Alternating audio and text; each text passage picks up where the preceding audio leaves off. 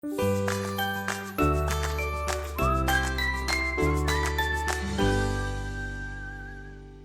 everybody, to Fat Guys on a Little Podcast. I'm your co-host, Steve Mark. You know, he's joined by... Charles is here.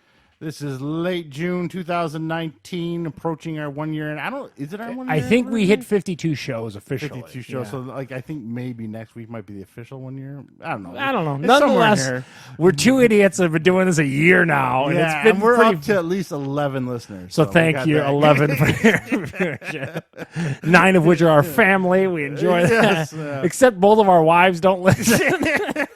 Yeah, or daughters. Yeah. They don't care. But thank you for your support. Right before 4th of July weekend coming up in about 2 weeks? Well, we're late. We're coming to you from a Monday because I screwed up. Yesterday was my 13-year anniversary. Congratulations. And Steve laughed at me because he forgets too. He's yelling at his wife with it. So we're kind of getting old and like it doesn't matter as much anymore. My wife don't forget. Did I tell you her move? What's that? She pretends she doesn't remind me at all. Oh, she waits for you to prompt. Yeah, so she'll go out. Of course, That's my wife deceiving. will go out. She'll go out 2 months ahead of time, get me a gift and a card, and then put it in the basement somewhere naturally. Yeah, and then just never mention it.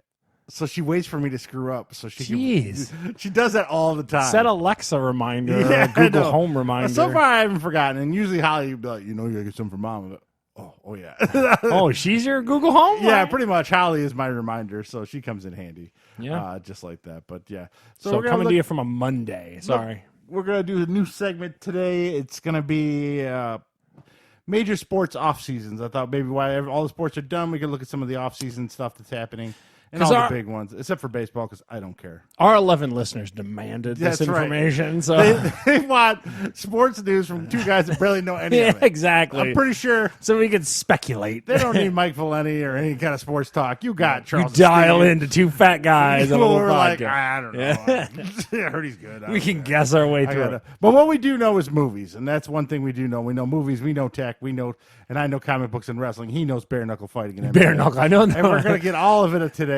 So it's really a bonus. Before that, we're going to mellow out, Charles. And tell us why we're going to mellow out. Yeah, so I was at the grocery store today, and I found what I thought was funny. So Bob Marley, apparently, or the Marley family, has a tea company. And he makes this mellow mood relaxation tea. So me and Steve, halfway through this podcast, are going to fall asleep. Isn't Bob Marley dead, though? So I would assume like it's, I don't think he's been so dead. Like it's got BobMarley.com on the back of it. So whoever owns it's his likeness or whatever, you know what I mean? So some distant cousin. Yeah, so a distant cousin who owns his likeness, some corporation that owns his likeness, brought out Marley Mellow Mood Peach Raspberry Relaxation That Tea. is something we do need to look at, because Spencer's is filled with Marley kind of memorabilia. They got posters. Who owns his likeness who owns, and all this kind of stuff. It's some major company somewhere that bought it all. But I'm just curious to see if this is going to take the edge off me and see, because we're usually very hyper individuals, and I want to see. I'm bouncing all over the place. I'm wondering if it's got CBD oil in it. Yeah, it's got that chamomile flower. Valerian root. I don't know. That was in Game of Thrones, I think. 18 grams of sugar. This has got to be some sweet sugar, sweet tea. It to me, it tastes like Arizona iced tea. Is what it tastes like to me. Yeah, just in a different label. Yeah. So the Marley family bought a bunch of Arizona iced tea and put it in a can. It tastes good. I don't know. Yeah, I mean. It's definitely not diabetic friendly. Yeah, to Steve's point, we're going to cut his left foot off. When he goes into that decaffeinated tea, we're going to cut his foot off while he passes out. I'll take one more drink, and then I'll take the rest home for Michelle. Yeah, Michelle, that's coming to you, because she's a big tea drinker. She loves tea, but usually hot tea. I'm not a big hot tea. Cold tea, iced tea. This tastes delicious. I don't know what it's going to do for relaxation. If R.I.P. Joe was still alive, he would love this. He was a big Arizona iced tea drinker. It also was kind of cheap. It was only like $1.25 or something. Now, this is naturally decaffeinated. I don't know what they do there, but usually by default, tea has a little caffeine in it. So they pulled that out to get that relaxation in there. Oh, there you go. So you will not get that extra heartbeat. I got to tell you, though, I'm going to give a big thumbs up for it. I don't know if it's going to make me chill or whatever. Yeah, I would probably try to go for the diet version if I could, if I had to drink it again. But, so this says on the back here, Marley Mellow Moods, stress relieving, anxiety reducing, Mood-enhancing botanicals calm the soul and ease the mind. Wow. All right. Well, my mind is at ease now.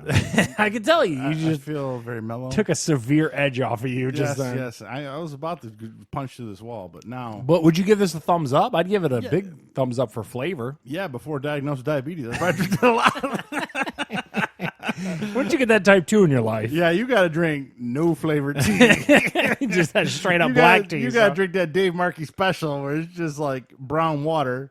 But yeah, it's good. Well, It's very Marley good. Mellow Mood How Teas, much did you man. pay a can for? Like I said, like $1.25 or something like that. dude. It wasn't a bad deal. Right on the shelf at Kroger. Give it a shot, man. Maybe you've got some anxiety. $1.25. That's actually cheaper. I think Arizona iced teas are almost $2 a can. Oh, now. are they? But they get that Boomba cans, though, man. that's This is true. like a regular pint. Side but- note, I think your air kicked down. I can feel it. It feels terrific. Oh, okay. We're going to turn the air off. 'Cause No, don't do it. if you can hear it on the mics, we're going to turn it off. No, you audiophile. No one Yeah, can we hear got it. a sweat box this month. So, yeah, I like it. So, thumbs up, Marley, Steve. yeah, Thumbs up. Yeah. Yes, definitely. As long as you don't have to watch your sugar. If you have to watch your sugar, stay away from it. In typical fat guys on a podcast, we have to clarify as long as you don't type 2. not many other podcasts have to That's do that. an insulin meter. Joe Rogan doesn't have to worry Yeah, about the amount of exactly. sugar he drinks. He's not like, listen, Adam man. Carolla's not worried about it. Steve Austin is. Dude, we're gonna start every podcast now checking our sugar levels. I'll bring the kid. They gave me, Yeah. for some reason, that is kind of funny that you mention it. I get a prescription every week. Not every week, but it's supposed to be when I run low. We got those pokers for my fingers. Yeah. For some reason, they've given me like 5. I got these pokers coming out my ass. I got pokers everywhere. You know what's funny is I have the same thing. So I have a CPAP machine for my sleep apnea, and Steve always makes fun of me when he sees me wearing it. I have a ton of equipment for it. I mean, these insurance companies think you're just going to lose a bunch or something. I don't know what's going on, but yeah, it's I got crazy. so many pokers and scanners. Do you have who handles your diabetic supply? So, like, I have a company called Sleep Solutions that It's sends just through me. Walgreens. Oh, so like Walgreens pharmacy. has a diabetic supply yeah. chain or whatever. Yeah, it's pretty crazy. Yeah, I got a ton of it too. And with the bummer of me, I have to pay like a $10 or $20 copay. Okay. So it's just like, man, I'm paying $40 for stuff I don't need. Oh, okay. Yeah, so you don't like because like through Blue Cross with Heather, we reach a deductible yearly, and then I'm good to go from that point forward. But you don't have a deductible. The only thing we pay, well, it's not full price. So I pay like Metformin has a $20 copay. That must be an expensive. Yeah. That's the only. All the rest is $10. And then, Kind of like you just go and do your pickup. They say Yeah. your stuff's ready, and you do your pickup. and I pay him $10 to get my stuff, Okay. or $20, whatever it is. And then on a doctor's visit, I got to pay $20. Okay. But that's all we pay. We don't really pay much outside of that. But you'll always have to pay that for the diabetic equipment, is what I'm saying. Every time you go and pick it up. yeah. Is it? They give you like a lunch bag? Like how do they give No, it to little you? white bags. Oh, okay. And it's never all at once. So it's like they'll call This me part, in 2 that weeks. part. I'll go pick up some pokers. Call me in a couple 2 weeks. I'll get the little scanner things. Another couple weeks, I'll get my Dude. metformin. So they can never just. Yeah, just put it all in a box. Why do I keep coming back? Because I try to line up my medicines so that I can just do one pick. It never works that way. no, It's so it never weird. does. Yeah, it's super and then annoying. Michelle has prescriptions too. So like if I'm there, I'll get them for her. Wait a second. She's like a picture of health. What are you talking about? Yeah, when I go there, but yeah, so I might get hers, but then I'll get hers and then come back, and then 2 days later I gotta go back again. And Walmart's what's it- pharmacy is the worst. Walgreens, you mean? Walgreens? Yeah, Sorry, Which it's right by your house. yeah, it's only a couple that's the only blocks away. convenient part. But then between turn and all 4 that and stuff. 7, between 4 and 7, you're not allowed to turn left on Oh, there. because you'll kill You yourself. have to go down to Telegraph, back around, loop it around, It's kind of yeah. funny. Well, I've started just walking there. Dude, look at It's that. easier. Look at Get a Steve. little exercise. I get exercise. He may not look at folks, but he gets Yeah, that I know, exercise. I don't. He yelling at Lorna earlier, like, I can go over short distances. Yeah, I got short bursts. Yeah. That's a lineman in me. I got 5 to 10 yards. Yeah, 5 to 10, I would whoop your ass. After that, 20, I'm you done. passed. You Yeah, passed. yeah. You're fine. I'm grabbing my sides after 20. So, yeah, anyway, that's our diabetic minute here at the yeah, we got podcast. on a tangent there. We don't have to be. I don't have to be Steamroller Steve this week. Yeah. Anyways, so we're gonna go into some reviews now. This week I had some time, so I keep giving Netflix chances, and we'll see how the Netflix chances went this week. But before we get there, the big one this weekend, I took your daughter to it. Yeah. Toy Story 4 from Pixar Disney Animation is out. $118 million this Yeah. weekend. Those Pixar movies make that bank. Give son. them all the monies, all the Yeah, monies. break it off. For some reason, it's not a bad movie. It's entertaining. One of the toys go missing. It's very rinse and repeaty, though. to Yeah, your point. yeah. I mean, the ending's a little twisty, a little bit. Not going to ruin it for anybody. But at the same time, it's like my biggest gripe is if any. Can I derail you for a second? Sure. I don't. Before you get off into the actual movie, you went and saw it at Cinemark again. You're still doing the pass thing at Cinemark. Yeah. What? Give it, because I was talking to Heather about it again today. Like, what are you getting? So you're paying what a month? It's $9.99 a month or $8.99 a month. $8.99. And we've already made our money back. Yeah. Okay, so you get a free ticket each month. Each month, one. That's what I told Heather, and then you get a discount on anything else in the place. If you eat snacks at a movie theater, which we do, which we shouldn't, look at that type 2 conversation. in 2 movie trips, you'll make all your money. Okay. Back.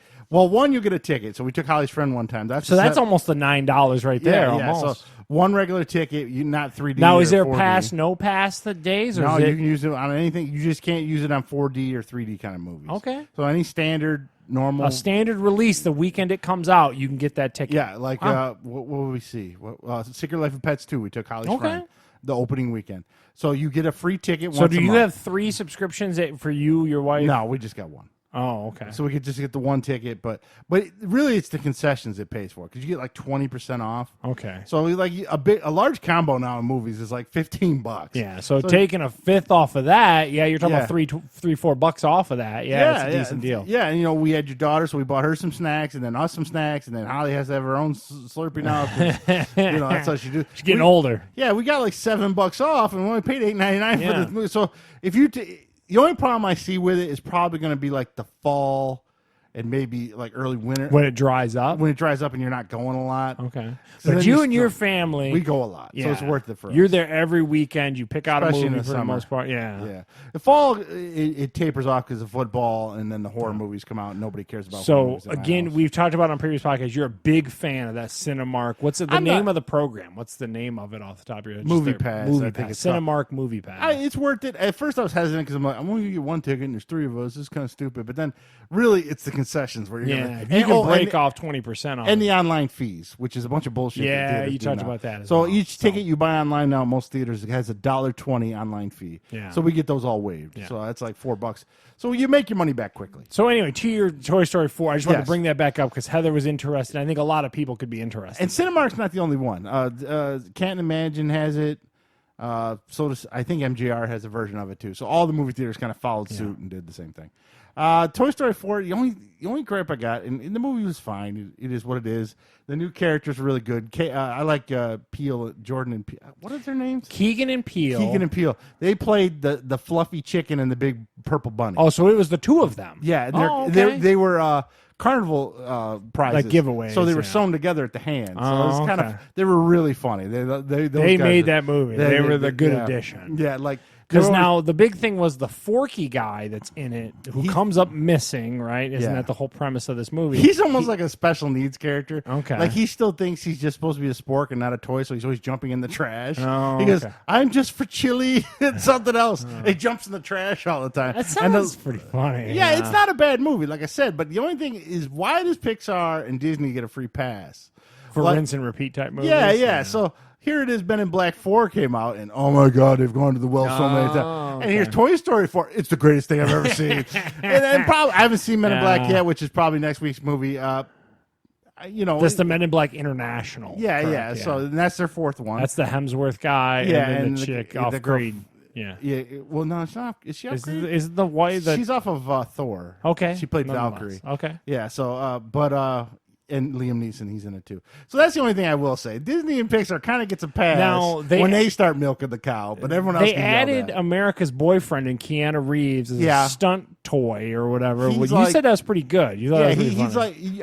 like, this is actually pre us. This is more Breck's age. Okay. If you remember, there was an Evil Knievel stunt thing, like a toy set. Yeah, you put his bike in there and you put him on it, you pump it up, and he shoots. He's basically a Canadian version of that. Okay, so it's pretty funny. Okay, it sounds like you're not anti this movie. No, just I'm a little not. bit like okay. I highly suggest if you like this Toy Story line. I mean, Bo Peep all of a sudden became a major character where she was kind of in the background. Oh, here comes Steve. Here comes Steve. Not gonna go far. That's all I'm saying. Is like, let's make sure Bo Peep gets out there, Yeah, you know. okay. So that's fine, whatever. I get it. Me too. Blah blah blah. But good movie. Kids will love it. Your daughter, I assume, liked it. Oh, she loved it. Hard to read her sometimes. She doesn't talk much. She's got her weird. moments, and she also gets like weird, like when she's around other people. Not like you guys are strangers, but she just does that. Holly used to, if you remember me telling you that. Yeah. It's like, wait, what? And then when I think she had fun. I don't know. Yeah, even this day, it's still hard to read Holly. Yeah. So both of our daughters can just sit there and analyze. Yeah. They're probably ripping on all of us in their heads, but yeah. So Toy Story 4, I don't really have to promote it. I mean, everyone in the world Big knows thumbs it's up out. no matter what. 118. Yeah. Now, it's a funny story about it, though. It didn't win the box office in China. They released one of those Ghibli movies, those animated movies from Japan that are like anime. The Miyazaki type things? Yeah. That okay. beat Toy Story in Oh, China. wow. I thought that was interesting. But other than that, it's going to dominate the world. And it'll probably dominate for probably 2 or 3 weeks until Lion King. Lion King is King will the trump live it. action Lion King. Yeah, so Disney will trump itself with more money. More money. Now, this is what I told Charles about earlier in the week. I saw it, and now he's seen it. Yeah, I picked it up. I checked it out. I didn't pick it up. This is on HBO. It's Fire on Ice. Charles, you want to go ahead on that? Yeah, so basically it's kind of in that same ilk as The Inconvenient Truth. The only thing is, and this is basically a big thing talking about climate change throughout the whole planet. And Steve and I kind of talked about it earlier. It's fascinating because it doesn't get political. It's purely showing you that there's carbon in the air we breathe and the air in this world, and that's causing an issue on our planet. It's not saying it's because of Democrats. It's not saying because of Republicans. It's showing you the scientists that are logging the data that are telling you this is here and this is a problem. It's not trying to push any kind of agendas. It's purely just telling you that here's what's going on the planet. I thought it was a fascinating documentary with one caveat, and I kind of talked to Steve about this also. It almost became like a dissertation on like how to like fix this issue and how to do. I mean, it got complex at like certain points, and I'm a guy who's way up on green technologies, and I was like, "Whoa, man!" Like some of those plants, the average, I mean, but that was fascinating too. The methane that was being released, so it got the name Fire on Ice because as this deep wells in these like areas that have decomposing matter in it that would normally frozen are starting to thaw and release a methane. So that's when they were actually they would crack the ice and cause a flame to happen. It was pretty fascinating stuff. I mean, if that's not showing you global climate change, I don't know what will. I don't know what to do. Like, I mean, I thought it was great. HBO doc, Leonardo DiCaprio's attached to it. Steve watched it first. Steve really enjoyed it as well. Yeah. My highlight is it wasn't political. It wasn't about Democrats. It wasn't about conservatives and lefts or Republicans. It was just, hey, here's a problem. Here's data. And here's some stuff that may cure it. And I really like that. And I enjoyed that. And I like that kind of stuff when it does that. And I know some people didn't don't. say because Trump pulled out of the Paris Climate Agreement. It didn't get into any of that. Yeah. It basically said, here's where we need to be. Here's the problem as scientists see it. And it's still fixable at this point. Yeah, they're saying we haven't hit a tipping point yet. Yeah, but we Very could good stuff if we ignore it. So very educational. We do listen to educational stuff. So I tell Charles, my wife hates them. She zones out as soon as I turn a documentary on. But it's the only way I learn these days. Yeah, it's in a documentary form. I'll watch it. And one other plug of a great, fascinating thing to learn in your world. I like a show called Adam Ruins Everything. It's got a guy named Adam Conover on True TV, and it's a new podcast called Factually, and it's got this guy Adam Conover who does that show. And again, it delves into like climate change. It delves into like public transportation, stuff like that. And he just he has like different people on, and he talks about the facts with it. So that's another great a great show to kind of delve into some interesting topics. It's pretty good too. That's Factually. Oh, Factually. So you can Fire and Ice and Toy Story 4, a little bit different spectrums there, but we watch it all here on Fat Guys on the Podcast. Come to us with the most random shit. Bob Marley T into the Fire and Ice. Now, the History Channel, I am a diehard game nerd. Charles is a semi-diehard game nerd. I'm probably a lot more into it than he is. I know a lot of the history already, but they had it was a 2-hour, well, maybe an hour and a half, because of commercials, documentary called Game Changers Inside the Video Game Wars. Now, this goes all the way back. Was this a History Channel deal? Okay. I caught it online. I okay. didn't. Unfortunately, online, you still have to sit through the commercials. That's rough. Did it just recently air? Yeah, it was June 14th, I think it came out on History Channel. Like I said, it's an hour and a half long. First 45 to 50 minutes is all the creation of video games in Atari. I knew most of that. Okay. That I knew. The only thing I did not know that Steve Wozniak and Steve Jobs actually worked for Atari. Oh, I didn't know that. Nolan Bushnell, who was the I know owner, Nolan Bushnell, Captain he Chuck E. hired Cheese. them, made them work the night crew, and they made Or Showbiz. Was he Chuck E. Cheese or Showbiz? Anyway. I think it was Chuck E. Cheese, but he hired them and made them work the night crew, and they made some game called Breakout where you had to. So that was kind of interesting. I didn't know that, and what I also didn't know is how big Atari, because we were young. I mean, this is 78. You know, we're 3. You're not even around. I'm only 3, so we don't know at this time.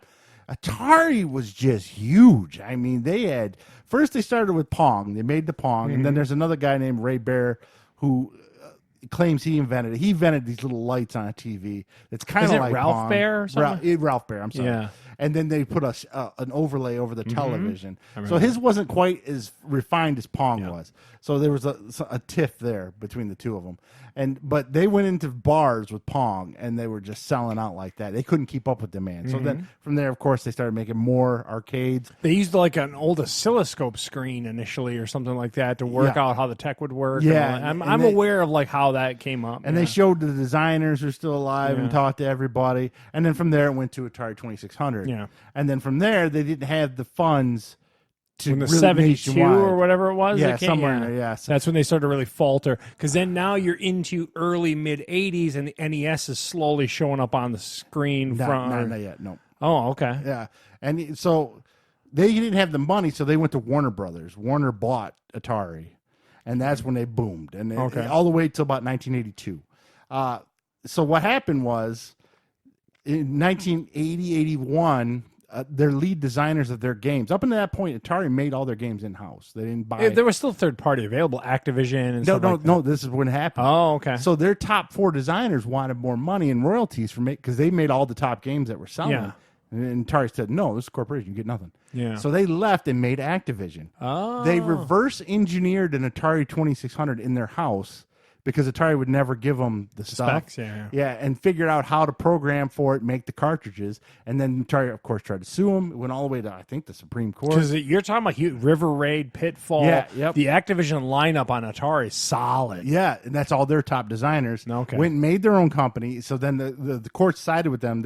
And once that happened, it opened the floodgates. Oh, so that okay. opened, the 60 different studios started making games. Gotcha. So that's the one we got with the naked Indian guy humping the girl. Yeah. Custer's Last Stand. So quality went... Whew, yeah. It dropped immediately. And then, of course, they deal with E.T., where they paid millions. We all know that story. Yeah. And then the Pac-Man conversion from the arcades to the home was terrible. Yeah. And then near the end, this is 12 years in Atari 2600. Okay. It ran for 12 years on the market. They pumped the market with 15 million more units near the end of its life cycle, and they never were in development for their next system. Okay. So that's what killed them. It just faltered. Yeah, so in 82 they died. Everything died.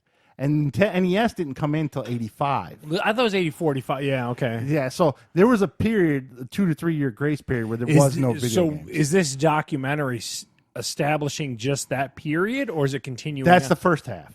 Then from 85, they go from 85 to about 95. Okay. They cover Nintendo reestablishing the Sega coming along, and then Sega fighting them. Okay. And then that was good. Sounds like it's a great documentary. Yeah, and then come to find, this is the other thing I didn't know. I knew quite a bit, but this one I didn't know. It wasn't Nintendo that really put Sega out of the console business, because Genesis was picking up a lot of market on Nintendo. Mm-hmm. What killed them was PlayStation and the price point they came in at. Once they did that forced Sega's hand to go to disc base, and that's when the Saturn comes out. It's Saturn, and then the Dreamcast, and they just couldn't compete with PlayStation. PlayStation killed them, and that's what the former president of Sega says right in that thing. It was PlayStation that put us out. Cool, man. So it sounds like a great documentary. The only bummer is it stops right there. It stops right at PS1. Doesn't continue on to the next. It stopped at Steve PS1. needs part 2. I want it all the way up to present, and there isn't. So that kind of sucks. Because a lot of the Atari stuff I already knew, except for the couple nuggets I told you. But it was really good. If you're into video games, I know that's a little techy, and I probably just bored about 20 people out there. But we only listen to 11, and those 11, they want to know about the console wars. Lord. If you catch it on History Channel, and if you're a video game Sounds player, super good. It's good. And EA was in there. Yeah. And EA originally went to Nintendo wanting to be like one of their major third-party providers, and Nintendo told them no. But then you had the Genesis card. I got a Jungle Strike with the yellow tab. That man. was one of the games they showed. And then they showed that. They showed Madden. And that's what put If Nintendo would have accepted EA's contracts to be their exclusive third party, would have killed Genesis there. But Nintendo had such Sounds really goddamn good, man. Mortal Kombat was a big one. Well, because they had the blood on the Sega version. That and they was did green huge. goo and Nintendo. Yeah. So if you get a chance, check it out. I know it's on their really website. good. What's the name of that one more time? Game Changers, Inside the Video Game Wars. And you can catch it on demand on their site. Yeah, in History. It's on History Channel. So sounds good. Yeah, it was good. So now, many times, if anyone's listening to this podcast, I've always crapped on Netflix movies and TV shows. I'm inside of me, I want that one good movie, and I keep getting them. I think the last one on your list might be pretty good. People are really hyped about the last one. Well, but anyway. before then, Murder Mystery with Adam Sandler and Jennifer Aniston. He was signed up to do X amount of movies with Netflix, right? Yes, yeah, and I've watched most of them. Oh, man. Secretly. I haven't told many people because I'm not very proud. Yeah. I will say this is the best Adam Sandler movie you'll see in the past 10 years. Wow. Now, reason being, one, none of his buddies are in it. Okay, it's not just that basic. It's like a real movie. It's probably his best movie since Pixels, and I know a lot of people hated Pixels, but I kind of... That's kind of your video game angle coming in. I enjoyed Pixels, but all this is Clue. All right? Okay. And it's done kind of pretty good. It's not... Listen. Is it played for camp, or is it legit? Like, are they trying to do like something? There's some laughs in it, but it is like you're trying to figure out the... Oh, okay. It's kind of, people end up dead, and him and Jennifer Aniston are married. They end up going on a European vacation. And how old is Jennifer Aniston at this She's point? close to 50. She does not look it at all. She claims a lot of... it might be over 50, actually. She claims a lot of genetics, but...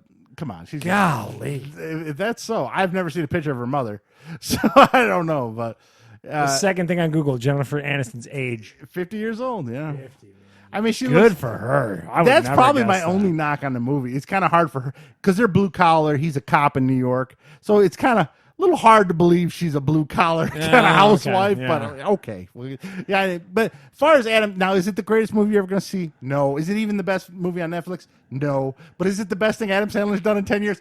Hands down. Wow. Because all his stuff has been crap up until this point. Okay. Both Michelle and I watched it. We enjoyed it. If you like the movie Clue is the best example. Like a weird, funky murder mystery, but a little bit of camp to it. And you always forget about how fun those were back in the day. So I give him a thumbs up. Luke Evans is in it. You probably know Luke Evans. There's a couple other guys in it. It's not a bad movie. Enjoyable movie. Is it, oh my God, I'm going to bust out laughing like a hangover? No. But I will say I did not regret watching that one on Netflix. Wow. So not bad. Murder mystery. Now, last week, I covered it a little bit after I watched the first 2 episodes of Good Omens on Amazon. You were kind of like, you were definitely kind of positive on this. You didn't come off as to be too negative. And that's until I watched the other 4 episodes. Oh, man. Because Amazon shows, you rip on Netflix, Amazon shows are the worst, man. I don't care what anyone says. Marvelous Maisel aside, awful. Even that's not that good. Yeah, well, I mean, people gave it love. If the high mark of Amazon shows is Jack Ryan, this is way below it. Oh, wow. I like the 2 main actors. Is it writing or budget issues or both? I don't know what it is. It's weird British humor issues. Oh, okay. Like, there's 2 types of British humor, right? There's the Ricky Gervais / Benny Hill funny British humor. That's kind of really dry and fun. I enjoy a Ricky Gervais stuff. Then there's that other quirky kind of British humor where it's like Fish Called Wanda kind of. I don't know if you remember that movie. We cheeky laugh at a fart. Yeah, and you're like, This what this humor was. Okay. The 2 main actors are great. They have great chemistry together. They're good friends. It's 6 episodes, but all you need is the first episode, the 5th episode, and half of the last episode. So that's 2.5 hours. So you got a bunch of filler in there. Yeah, like one episode is just their friendship throughout the histories. Yeah, great. And it's like, oh, man. So I didn't dig it. I thought initially, when I watched the first couple episodes, I thought, well, maybe. And then, unfortunately, it went down instead of up. Oh, okay. Nick Offerman is in 2 scenes. I like Nick Offerman. He's only in 2 scenes. Oh, man. Maybe 3 minutes of screen time. Oh, jeez. So, yeah, John Hamm's in it throughout. It's different. I'll give him credit for it being different, but not really different. We've seen how many end of the world religious movies, about 1,000. So maybe it isn't that different, but it's different than an angel and a demon are friends. Okay, we'll give him that. But I wanted to like that movie or that show way better than I did. I can't recommend it. Stay away. So, and now this last one. Are you familiar with Randall Park? Yes, I am. He's the dad fresh off the boat. I know about this movie, yes. Ali Wong, she's off American Housewife. Yeah, stand-up comedian. Yeah, she's a pretty funny chick. A little Oriental girl. She's friends with the main housewife actor on the show. Always Be My Maybe. The thing about this is these two were lifelong friends when they were kids. Her parents weren't home very much, so she always hung out at his house a lot when they were kids and stuff like that. When they turned 18... they have some awkward sex because his mom just died. It's very emotional. They have awkward sex, and they realize they weren't kind of right for each other at the time. And then they meet up again later in life, and then shenanigans ensue and stuff like that. Enjoyable movie, I will say that. I'm not a people are liking it. I'm not a huge romantic comedy guy, but this was entertaining. I like Ali Wong way better than the mom Fresh Off the Boat. Oh, okay. I'm not a big fan of her. Crazy Rich Asians. Yeah, I like this movie better than Crazy Rich Asians. Okay. Now, Randy preferred Crazy Rich Asians. This one I felt had more laughs and was more relatable a little bit. The dad of Fresh Off the Boat is very funny. Oh, yeah, he is. He's a very funny dude. He's a loser. He is, man. He's got a real. You talk about like that awkward, dry humor. Yeah, he's really good at that. Yeah, and that's what this movie is, especially when they meet up again after they've had sex so many years. He's really good at that. So that sounds pretty good. I give it a thumbs up. So 2 Netflix movies I was encouraged by. So I still got I Am Mother next week. Yeah, me and you both will do that. We'll watch that this week. We'll make a commitment to watch that. That's the Hilary Swank AI type movie. Yes, we got to check that out. That's the other one We're doing ourselves a disservice by not watching that. And there's another one. I can't remember the name of it. It's about kids. The dark season, something along that lines. Okay. The concept is all these kids in the world, like 10% of the kids die, and the other 10% get like mutant ability kind of thing. Randy watched it. He said it was sci-fi. It's really good. What's it? One more time? I want to say the dark season or something along that lines. You'll see it if you've watched any trending or something like that. It's got a young, I think a young black girl is the main star. She's probably about 15 in it. I can't think of. God, I wish I could remember the name. Those 2 will be next week. But so I'm encouraged by Netflix. Oh, I've watched now. I don't think either one of them are as good as Bright with Will Smith. I still think that's the standard for Netflix. Yeah, and it's weird because like people kind of are lukewarm. I thought that was pretty good. I don't know. I that enjoyed was like a that movie theater quality movie. I thought that's the only one I've seen like that. And we haven't seen it come back, so I don't know. Yeah, they're not making a sequel. That was a bummer. All right, now we're going to go to a new segment. NBA, NFL, NHL, off-season rumors and facts. We want to take a look at some of the off-season just because the NBA's off-season has been stupid and crazy, and people are dying. A lot of coverage this year on the NBA offseason. But I would argue that is the sport because it's so crazy with the way people can mix around and do whatever the hell they want.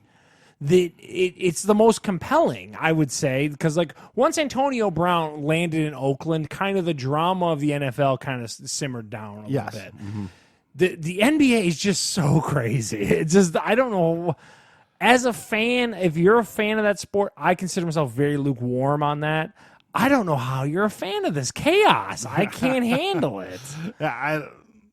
We've talked about it at length. I don't know why the league got together and said LeBron James can pick and choose whoever he wants to play with. Yeah, well, as we covered last week with Christopher, Anthony Davis, which isn't official until some the 26th or something, that he'll be headed to L.A. And now the latest rumor, when I wrote this was earlier in the week, so it might have changed since the draft.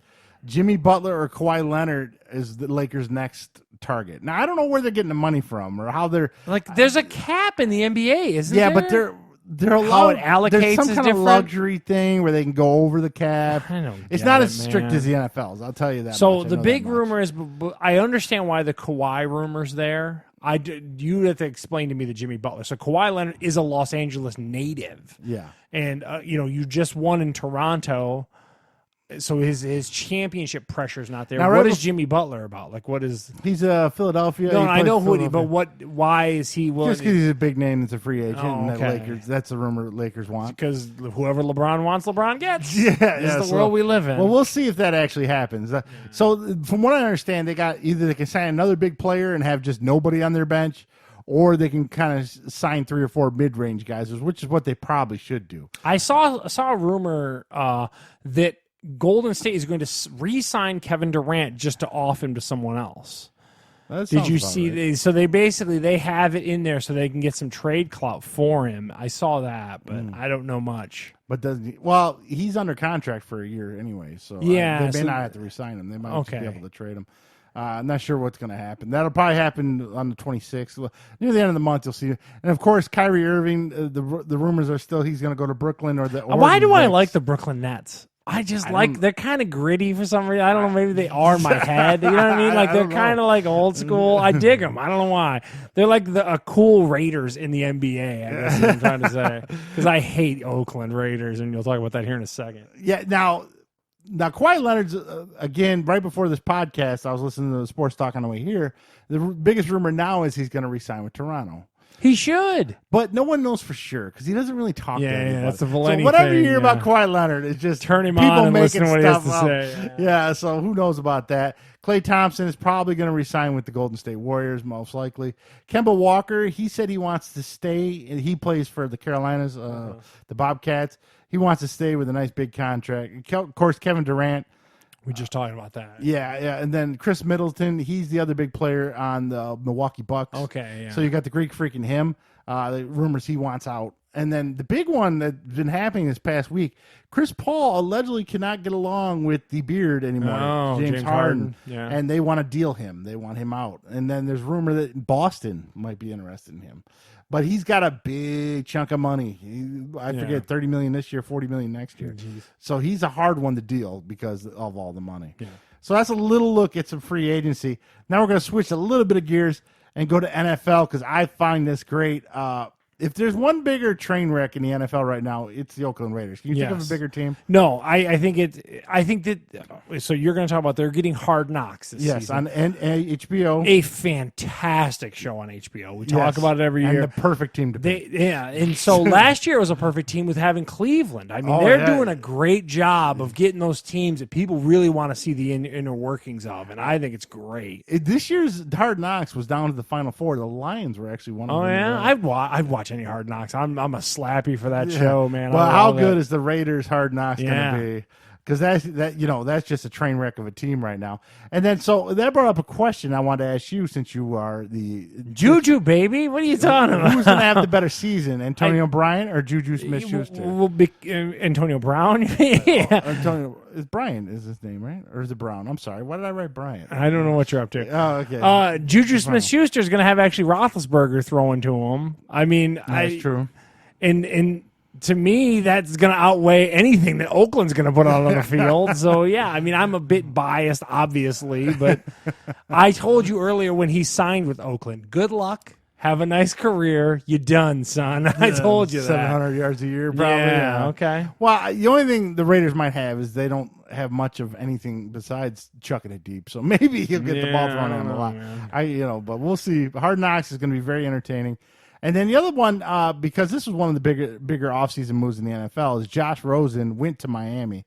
So I want to get your thoughts on what do you think he's going to do in Miami? You think he's going to start? That's another one of those. He's going to start, yeah, but it's one of those. It's another one of those ones where it's like, good luck to you, man. Like, what's going on in Miami that you really like? Look at that. You're like, okay, great. They don't have a running game. I can't think of a good receiver. They passed their good receiver off to Cleveland. So Josh Rosen is probably, what do you think, a 6-10 season in Miami might be? Yeah, I think that's standard Dolphin season. Yeah. So, like I said, each week we're going to take a look at some of the offseason NFL and NBA stuff as the season. Of course, we're going to do some previews of the NFL probably in August or as we get late closer July, to. So now the other big offseason events on June 21st was the NHL draft. And then June 20th was the NBA draft. So we're not going to cover the whole draft, just maybe the first 4 or 5 picks. Well, the one thing and I the will local say, teams. if I can jump in, the NBA draft is kind of neat because they often talk about, like, if you lose to get a certain pick or whatever. The lottery system, so it's weird because the NBA does this weird free agency thing, but then they do their draft, I think, kind of right. Yeah. So in other words, you just don't guarantee yourself the best pick by having the shittiest record. They just weigh it in your favor, and there's no guarantee. So there's still that. And that's what was so funny with the Zion stuff, because all those Knicks fans were like, yeah, baby.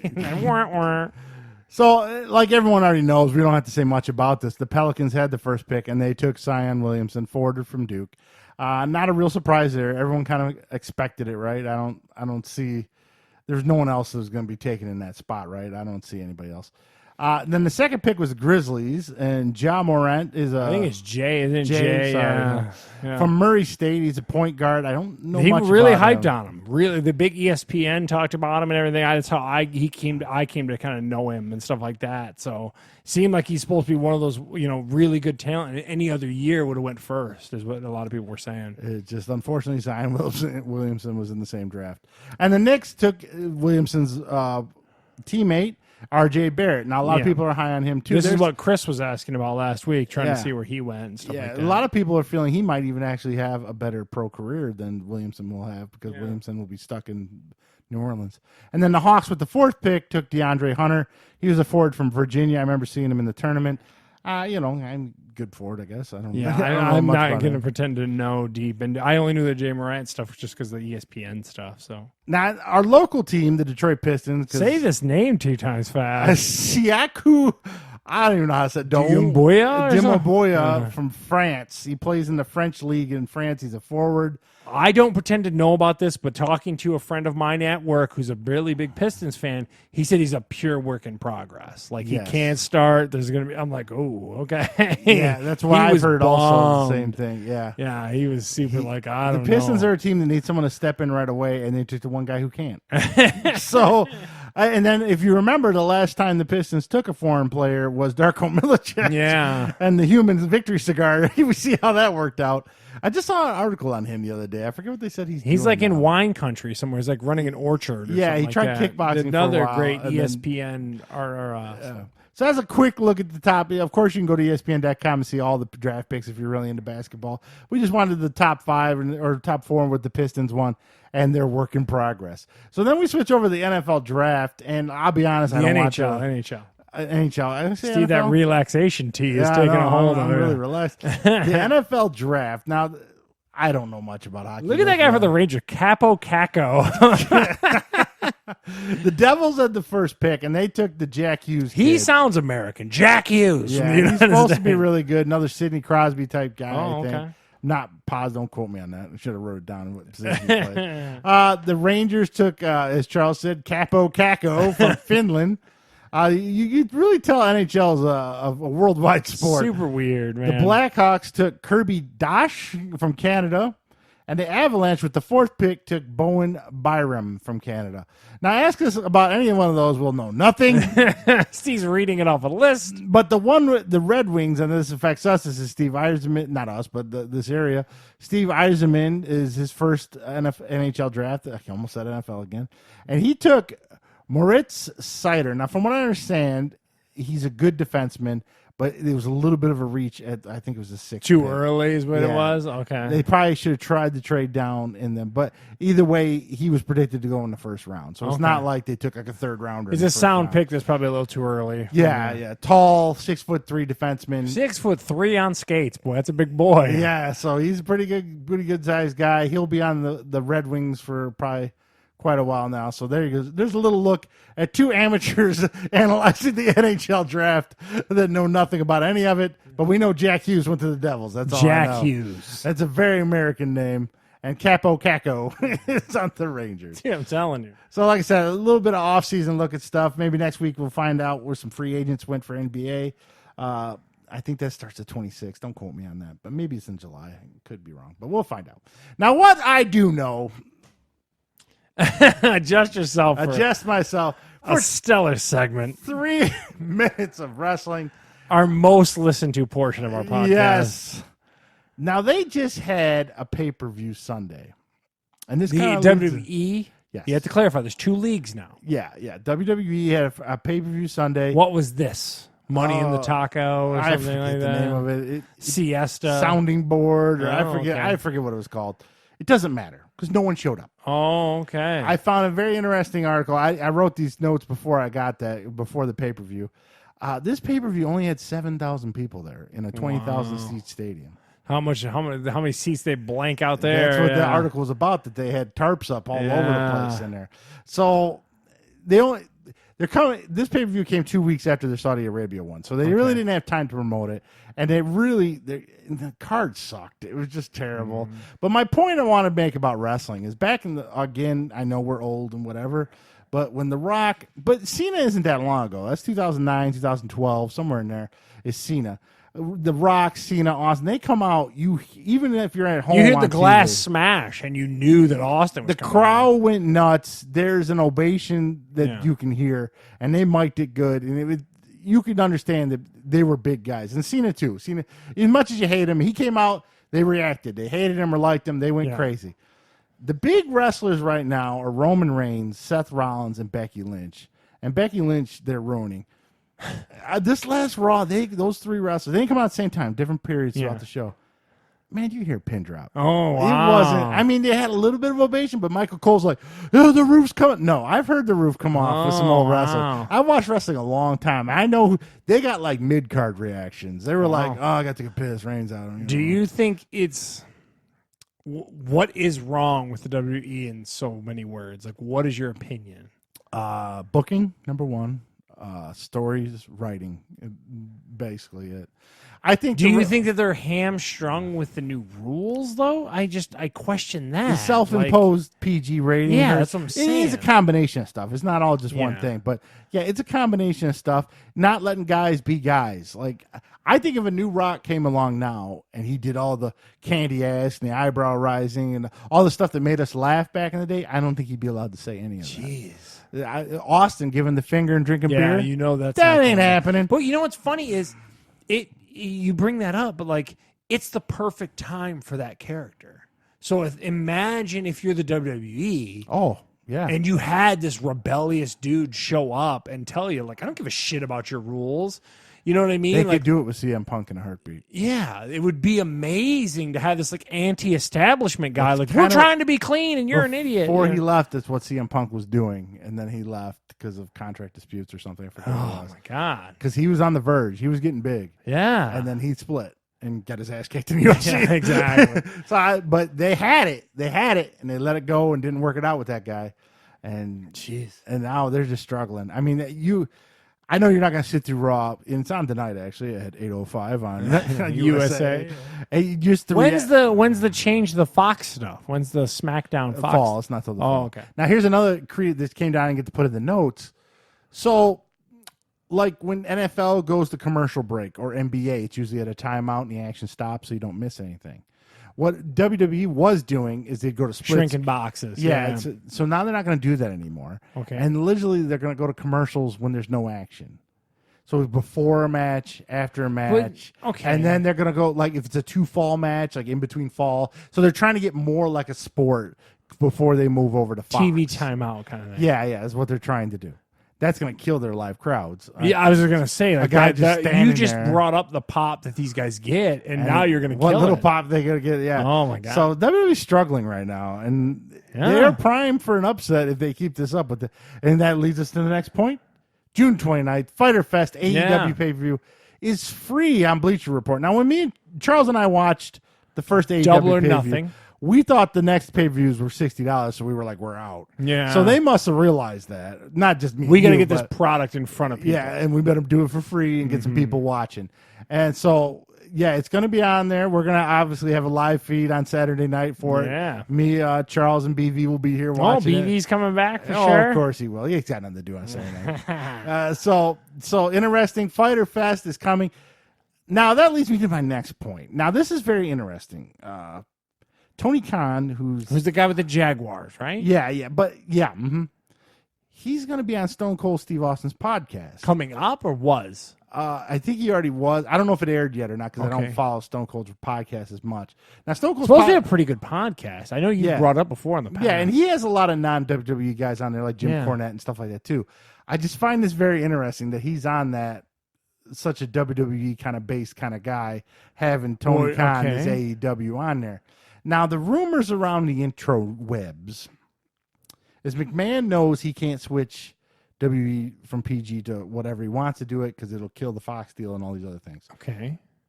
There's a lot of rumor that they are blind investors in this AEW, that WWE's part of AEW, but keeping it on the down low so they can provide kind of like a 90s type wrestling. So you're saying, so I understand you correctly. So I'm Vince McMahon. I've got shareholders and I've got TV contracts over my proper WWE. Yeah. So what I can do is I can create an attitude era for the 30s and 40-year-old dudes over here, collect that cabbage off that AEW backbone and still give them that product, and then still satisfy my TV contracts over here. Yeah. Wow. If that's true, that's amazing. That's an internet rumor. That would be amazing if he's that smart. He would be like businessman of the year to me. I'm just going to call that. A lot of people are feeling that way because of the high production values of AEW. But you already alluded to it. It was old WCW guys. They have to be doing something. But he owned them. He didn't own them So in other words, if I'm a production supervisor or whatever the term is, right? And I used to do Nitro, and then all of a sudden WCW kind of faltered and WWE swooped in and bought them. They didn't take on all the production team. So in other words, when I'm AEW, hey, whatever happened to Jim, who used to be the production supervisor, find him. He knows what to do. Yeah. I think if that's the case, that's amazing. I mean, he's like just a rumor. I really don't believe it, but it would be very wise. So he's a blind investor in this. So the cons are 50%. He's 50% in. But I don't know how you'd keep it quiet. Yeah, that's amazing. If it's a privately held company, which AEW would be, I don't know. But he'd have to allocate personal funds and not in WWE. He did just raise a bunch of money with selling off his stocks. McMahon did.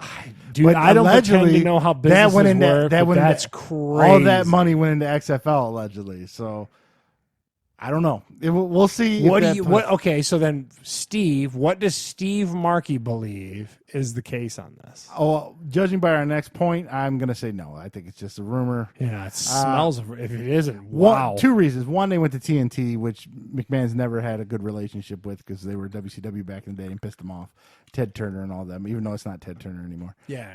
And two, which leads to our next point, he's signing every bum to 5 years. He's just locking them up, locking everybody up. Yeah. So you wouldn't lock up bums or anyone you didn't want to use if you owned the other product. Yeah, you wouldn't mind them going over. Yeah, but then again, for perception and everything, he's got to make it look like he's not part of it. So yeah, but he can't. Okay, so if I have shitty wrestler B here, and I'm worried that he does have somewhat of a following, I would be worried. Like I can't use him in my product if I'm not backdooring any money. You know what I mean? I would just let him kind of go over to that one. Why would you? You know what I mean? Yeah. Like if I can't use him here, that's just false to do that. But yeah, if this is anywhere remotely true, that's crazy. Yeah, I don't think it is, but it was a hell of a rumor I read, and it kind of makes only sense. because the owner, the guy who owns the Jaguar, is going on Stone Cold's podcast. Well, no, that was just a separate. Oh, I just thought that was interesting. That okay. Someone from AEW is already showing up on Stone Cold's podcast. Okay, I get you. Where he's had like most of the guys he's had outside of WWE Let me ask are the question. old retired guys. What network publishes the Stone Cold podcast? Is the WWE attached? Podcast One or something? But that's what I'm saying. Well, is it independent of the WWE? Because then he can do his own thing. It is now, but it was at first when he launched. He was doing things with the WWE network. Okay. And then he did something, pissed McMahon off, and then he could be outside of the realm. But up until this point, he's had non-WWE guys, but they're usually old retired guys. Like I said, Jim Cornette, Jim Ross before he was AEW and stuff. Okay. So he's never had like a guy in his prime from AEW like he wouldn't have. He's never had Chris Jericho on. Jericho's been on when Jericho was part of WWE. Yeah. So he's never really had people in their prime from. You're saying it's a direct fire. Yeah. That's for him to do that is very unusual. Yeah. So we'll see. Well, my example is Mike Kanellis. Mike Kanellis, he's a red haired guy. He has this girl that would come down with him. Terrible. He was on SmackDown. I mean, absolutely. He only lasted on live TV for a little bit, and then he was addicted to drugs. So, and they signed him to a 5-year extension just to keep him from going. So, well, what do? You give him a bag of Coke and tell him he'll see in 5 years? I know, but that's just an example of the guys, and that's I could give you like 50 guys that they're re-signing. So, there you go, a little look in WWE. So, I'm trying to stay away from the actual wrestling because it isn't that exciting. It's just some little. I don't know. The crowds are hyped for it. Yeah, all 7,000 of them. Can't even sell out a 20,000 seat stadium at a pay-per-view. Oh man, can you imagine that in the 90s? And they were giving away tickets for free at one point on that pay-per-view and couldn't get people to That's go. A big deal. I do admit that's a big deal. Yeah, that is pretty crazy.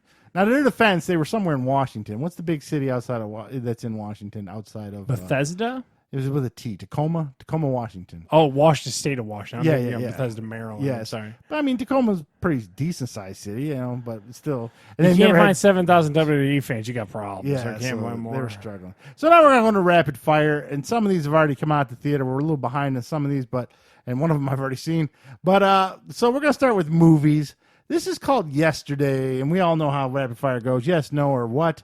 Yesterday is about that Indian guy that goes into like a somehow, coma. yeah, he comes back as the only one that's ever heard of the Beatles. And he starts singing Beatles songs, and he becomes huge just from singing Beatles songs. No. Charles? I'm a huge no. I'm so sick of these love letters to the Beatles at this point. And this like, somehow can we is just attached stop? to Slumdog Millionaire. I'm not sure how. The main star is an Indian gentleman, so I don't know. No, I think the producers are from Slumdog. Something I like just that. don't care, It looks terrible. man. I am over the Beatles like love letters. I really am. Next week this weekend actually came out against Toy Story and got slaughtered. Only made $14 million. Child's Play with Mark Hamill and the girl from Parks and Recs plays the mom. I can't think of her name right. Aubrey Plaza. Yeah. I'm a no. I never cared for any of these movies. I think it looks good. I'll be honest with you. I wouldn't go see it in the theater, but I'm a definite yes when it comes to Blu-ray. So that's my caveat. No theater yet. So.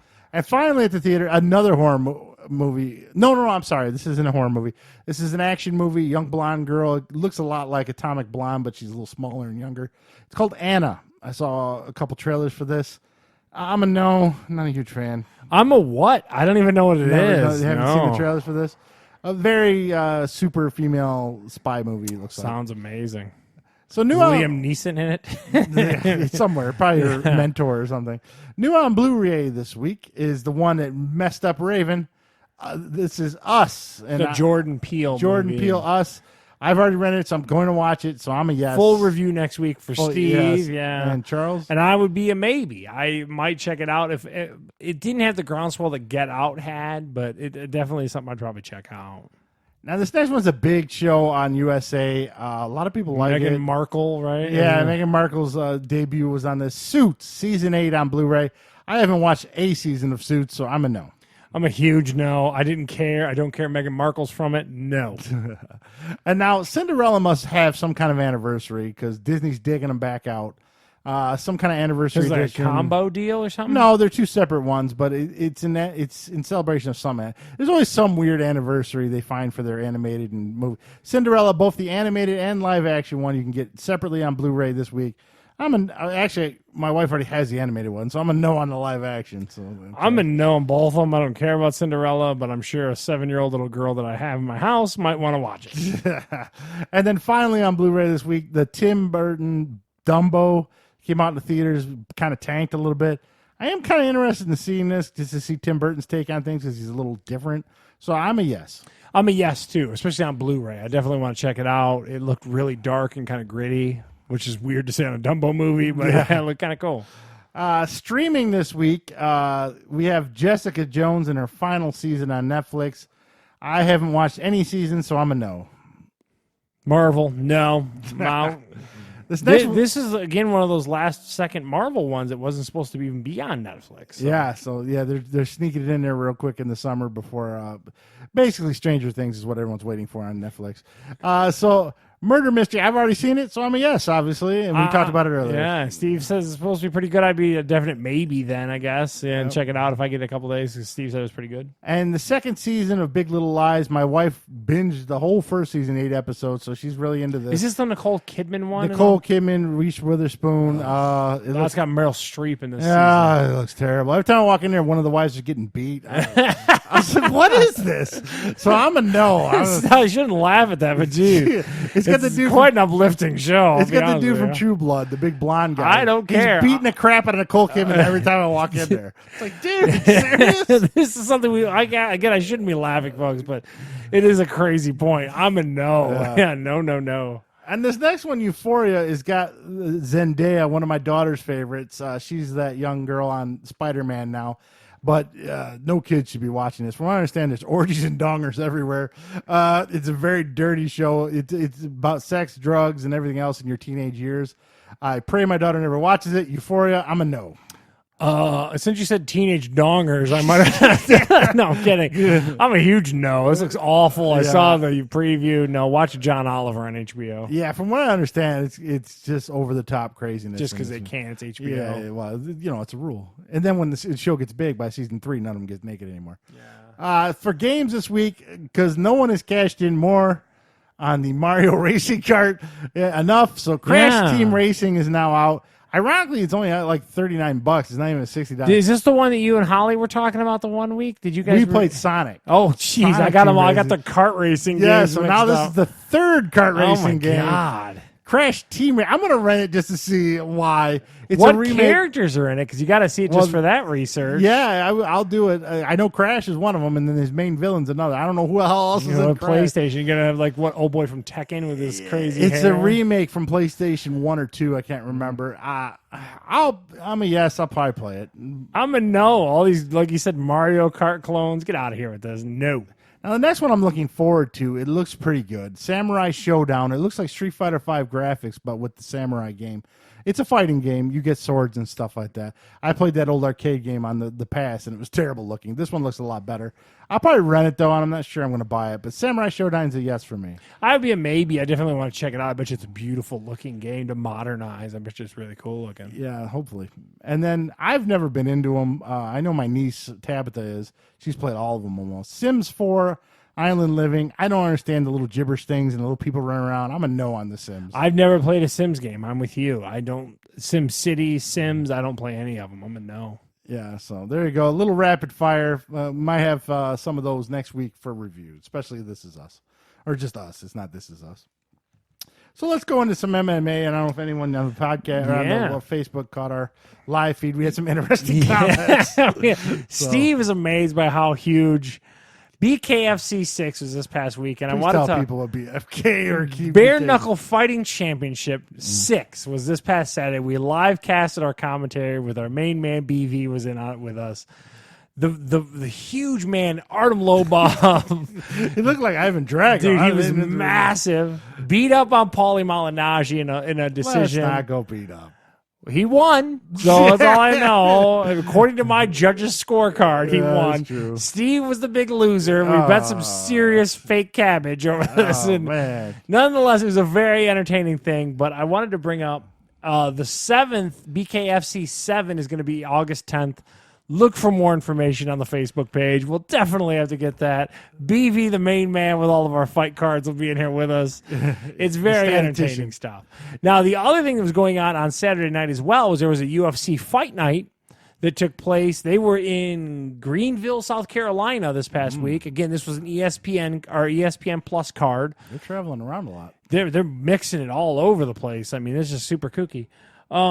It was a big fight. Korean Zombie beat a dude, Renato Moicano, and it's like Honato. You know what I mean? It's something crazy like Brazilian. Why is he called the Korean Zombie? Because if you watch him, he's like, he doesn't have expression. It's super. You immediately get it if you see him. So he's like calculating what to do.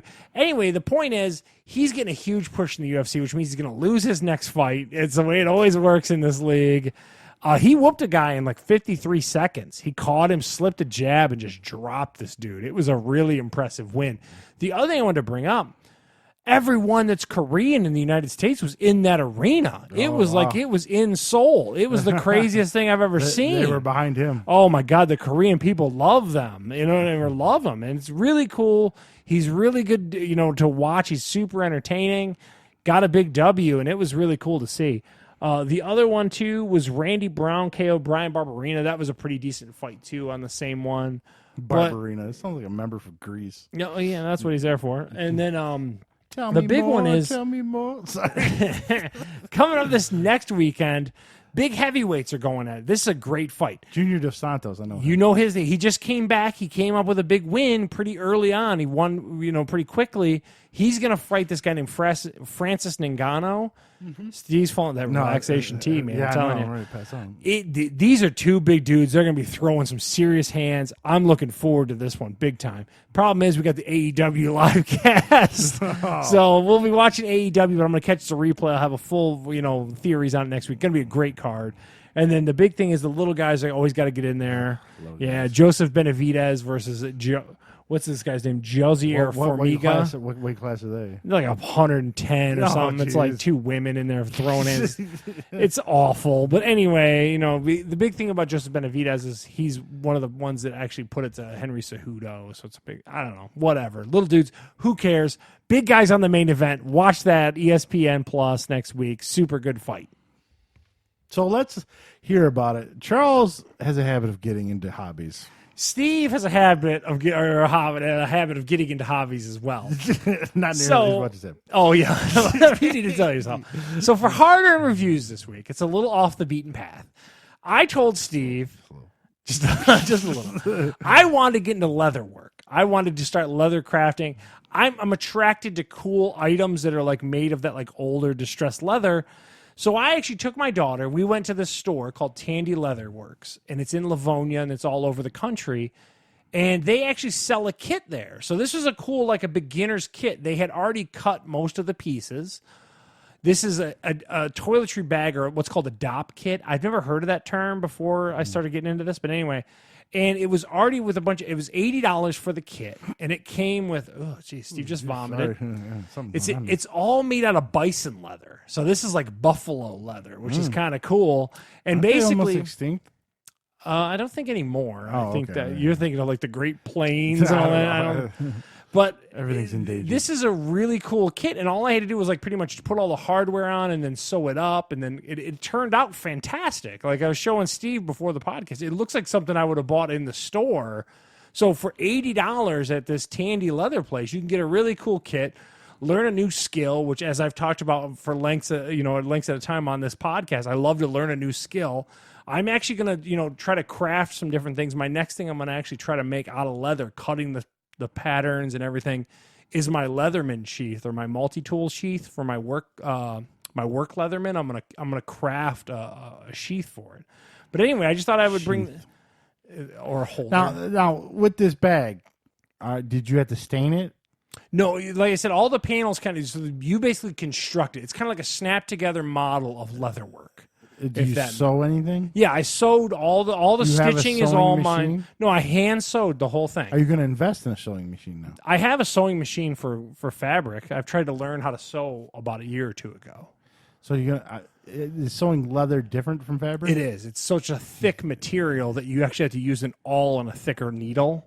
So it's a little bit of a different process and a different machine. I couldn't run this through a Singer machine. It's too thick. Okay. So, but you can see that it's not a crazy amount of stitching. It basically took me only 8 hours to put together. So, like from the panels in the kit, and then the nice part was I traced as I brought out, I traced them onto paper, so I could reproduce this kit now, but just by cutting out the panels again. So I could make it in a different leather. I could do all kinds of stuff. So this kit was $80. Now that you've traced the pieces, how much would it cost individually to buy the pieces without? Well, I got some leather coming in the mail for like $25-$30, a big sheet of leather and stuff like that. But it all... That's the weirdest mail delivery ever. Hey, your leather's here. Yeah, dude, it's really cool though, because you don't realize, and I find myself, especially as I age, attracted to the way certain things look, if that makes sense. Like I like an older school look to things, and you get into like those certain distressed leathers, and I just dig it. So anyway, I just wanted to bring that up. That Tandy Leather place is a really cool place, and they got some cool kits. There's not just like toiletry bags. There's like actual messenger bags and all kinds of stuff. But then they also have a full line of all things leather for leather crafting. So how much? What is the most expensive kit you saw? There was a huge bag. It was $150, but it makes like almost like a leather carrier's bag. It made a big bag with nice buckles on it and stuff. Suitcases? Could you make a suitcase? I didn't see a suitcase, like a briefcase? It's more like kind of soft-sided stuff. It really wasn't anything too structured, but I'm down a leather crafting hole because it's super cool, and it's what I do, and it's what Steve does. So talk to him about his models. We're not going to talk about the models. Yeah, exactly. Actually, I got a Smokey and the Bandit card. See what I mean, folks? It's just as we age, He's got my fish. But I thought it was really cool, and it's super functional and super kind of like cool looking. So yeah, pretty happy with that. So Leatherman's next. You got to work on a briefcase. You got to get. Then you got to get real good and make a varsity jacket for my daughter. Yeah, save me some bucks. So there you go. Side note though, the one model I want to get and I can't find it anywhere except for like $300, whatever. the old ambulance from Cannonball Run. They Oh, made it really? back in the day. Yeah. Could That'd you be get hilarious. now if you really wanted to go down a whole rabbit hole, you get like a regular ambulance and then you And do just it up. Yeah. That ambulance, it's like a Dodge Ram. Oh, it's a van. specific model. Yeah, it's hard to find and it's very expensive. But one of these days, either the Black Pearl or the Cannonball Run van, I'm going to have them. Steve's obsessed with the Black Pearl. Yeah, I'm going to get the Black Pearl. That's going to happen. So now in the news, not a lot today, but there's a tech news thing I came up and I thought Charles would be all in for it. A place in Southern California, it's kind of like a Dave and Buster's type deal. They have virtual reality Mario Kart. You actually sit in a cart. I was with going to say, wheel. you're sitting like in a cart. Yeah, it doesn't move, but you got a wheel, Yeah. and then you strap. Will it that pivot one of- around, though? Is it stationary but will move with your vehicle, I wonder? That I don't know. I wonder if you hit a ramp, if it'll dip up. Click on the link. I don't know. I should have researched that a little more. But this is a pretty cool idea, actually. Now, ironically enough, I don't know if you've been to Southland recently, Charles. It looks like the cart moves, doesn't it? No, it looks pretty stationary. Yeah. That's a bummer. But it still looks kind of cool. Now, ironically enough, in Southland Mall, there's a new VR store that opened up. Did you know that? No. No one's ever in it. They're gonna go really? get there quick. But you can go. You can have birthday parties there, and they have all kinds of VR okay, stuff yeah. you can put on.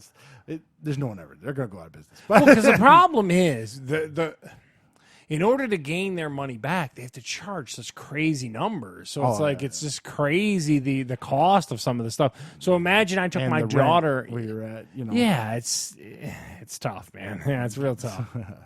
So now, in the other news, because my daughter is obsessed with Apple products, we haven't really had to do this much, but They're going to let the Geek Squad work on Apple products. Yes, basically. and this is pretty big because up until now you had to go to an Apple store. Yeah. I don't know if you've ever been in one of those. It's just chaos. Yeah, there's a 24/7. handful near us that there's 2 or 3 And of they're them usually around in us. high-end malls. Unless you live next to a high-end mall, you got drive. But the thing is about the Apple products are so prolific that you kind of, I know multiple people that have gone to an Apple store to get a work done. You know what I mean? You kind of got to bite the bullet. Yeah, so, but with Best Buy, because there's so many of them until they go out of business. Yeah, well, that's what I want to talk about. This is much more convenient if you have Apple products instead of driving all the way out to some Novi or But I Ann wonder if Arbor. they have full authorization, because a lot of people that I've talked to that had to go to an Apple store to get like an item repaired, they just end up replacing them. I wonder if they have the ability with which to do that, would be my question. Because the Apple store does a very good job at quickly getting you to service and turned. I wonder if like Best Buy's got to ship your iPhone out or what you know what I mean? Like I would just be curious to see how astute they are at taking care of your problem. I imagine like small things like a glass replacement and stuff, they probably do there pretty quick. Yeah. It's anything outside of that, like I processing. wonder if they're and stuff. training like the geek squads and stuff like that. I'd be curious to see. But the other thing I brought up, and Steve already kind of jokingly raised, what is a Best Buy anymore? You go in there, the one that's, for example, on the hill, There's as we 3 call aisles it. of toys. There's 3 aisles of toys and like no anything else, and like a bunch of like smart home stuff.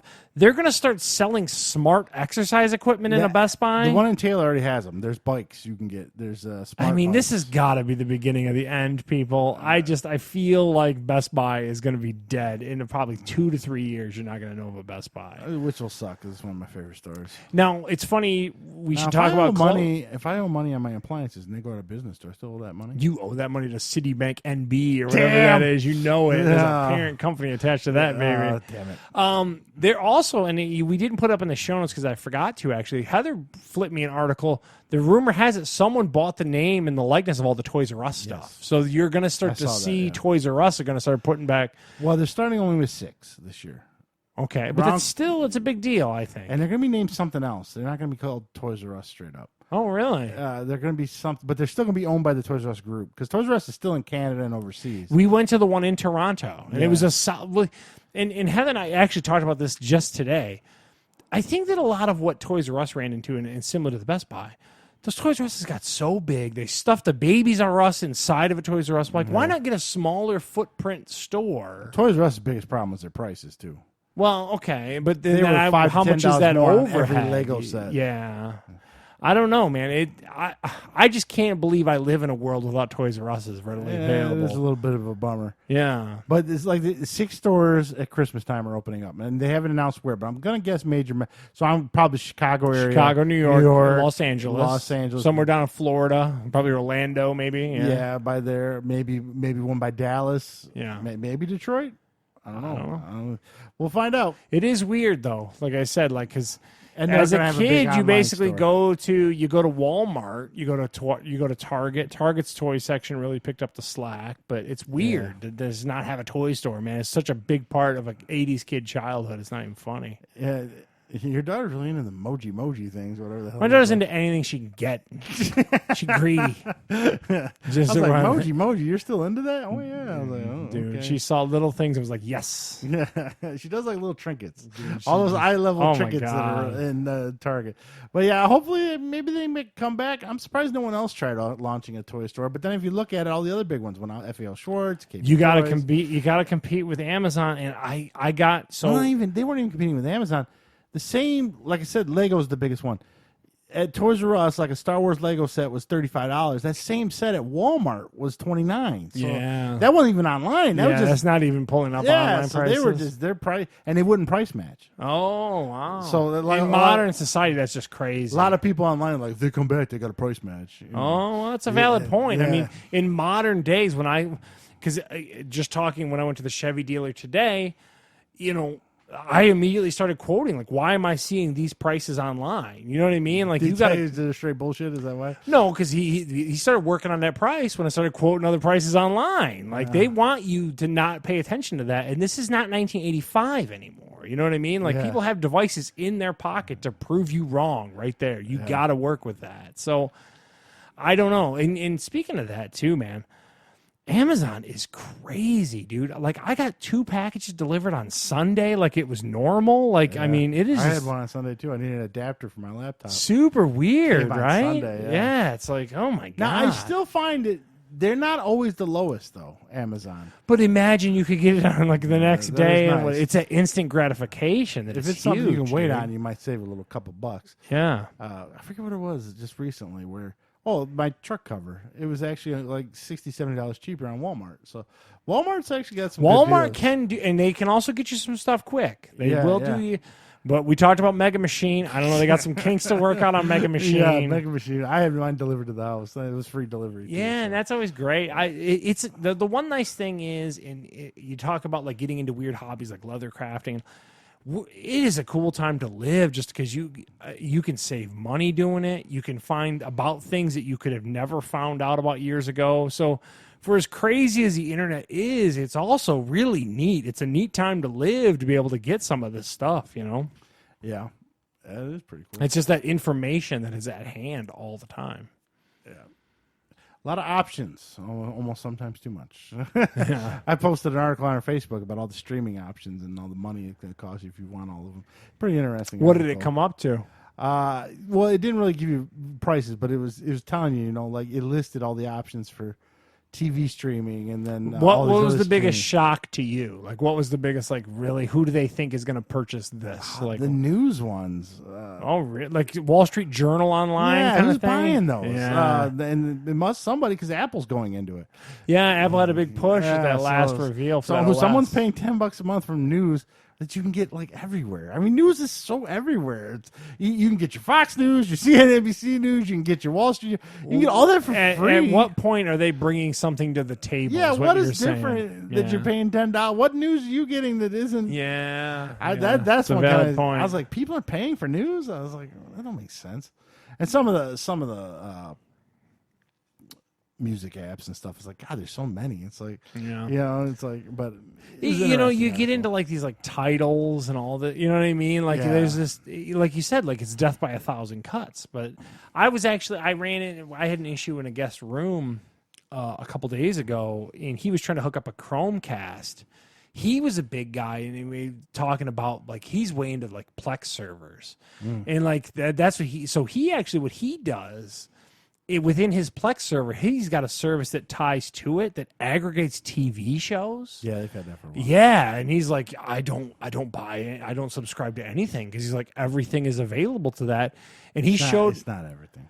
Yeah, all I know is he showed me an interface that looked super slick and looked super on demand and It's not free though. From what I've seen, you had to pay for he tied in a third-party app called Sonar. that. There you go. Okay. Is that what it is? I don't know. Plex has like a YouTube TV type deal, but you got to pay for it. It's not free. So whatever. Is that what it was? He's doing something shady. He's doing something shady. All I know, Steve, is it looked super slick, and I I was like Plex a lot. To be honest. So he remotely logged. He takes a Chromecast, hits his Plex server at home that must do something through a third party that goes out and sniffs it.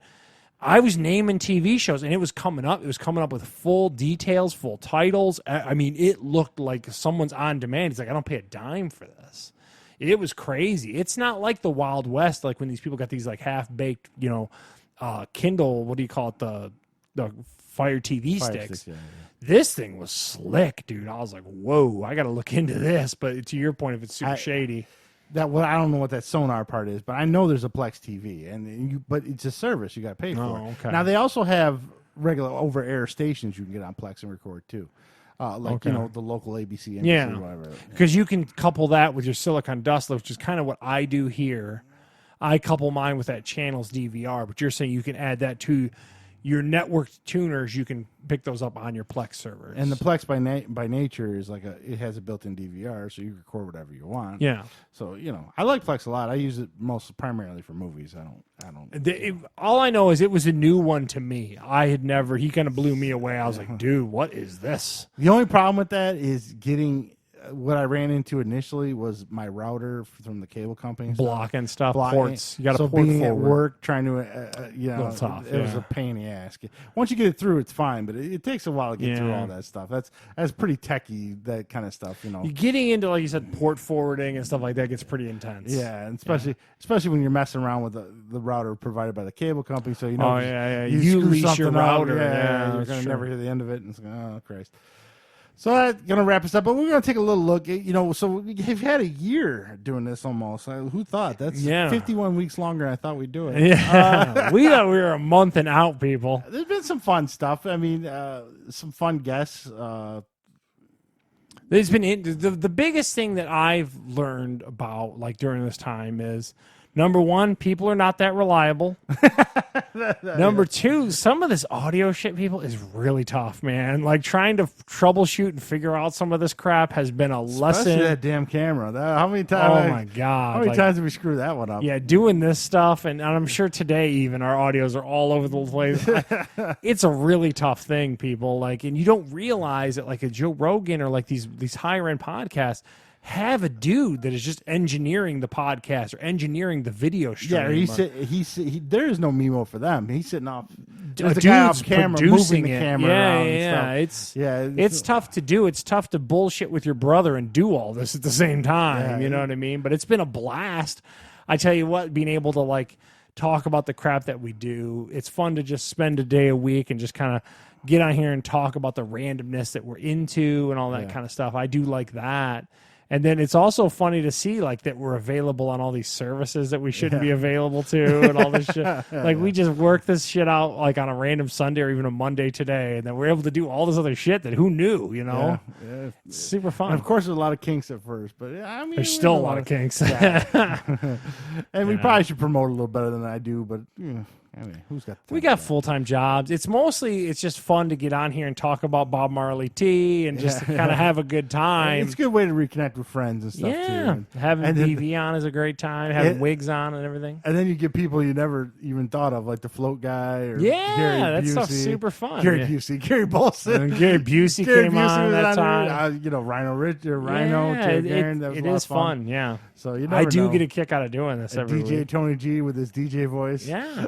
It's been super fun, and we're going to keep doing it. I don't know if Steve's ready to bail. Steve's probably done week 52. He's out. You know what I mean? I'm going to retire. Yeah, it's retire on top. No, just kidding. And we would listen to your feedback, but I just don't give a shit. I don't care what anyone has to say. Oh, Trisha's like, we got these bar guys. No one cares. Me and Steve just do our thing. It's kind of fun. So But I don't know what it is. We just can't get on YouTube to get it clicking. Facebook's all right. We did all Steve right. gets a little bummed by numbers. I don't care. I still post it every week. Yeah, I know, but it's just like, what are we missing on YouTube? We're missing a 15-year-old kid doing makeup. Oh, I don't that is- know. I that mean, is at this true. point, Yeah, yeah. like, Steve, we're 40 years old. Who You're cares? 44. Yeah, no one's just gonna watch this whole. have a good time talking about the random Netflix shows you hate and stuff the like off-season that. I mean, at NFL. this point, like, we're not doing this to pay the bills. We're doing this because we both have diarrhea of the mouth.